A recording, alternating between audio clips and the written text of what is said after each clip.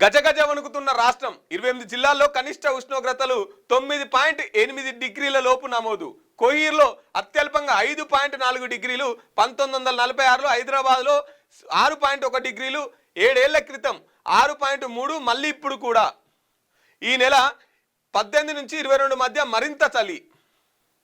తెలంగాణ చలి గుప్పిట్లోకి వెళ్ళిపోయింది. రాష్ట్ర వ్యాప్తంగా అత్యల్ప ఉష్ణోగ్రతలు నమోదవుతున్నాయి. సాయంత్రం 5 గంటల నుంచి 6 గంటల నుంచే 5-6 గంటల నుంచే చలి మొదలవుతుంది.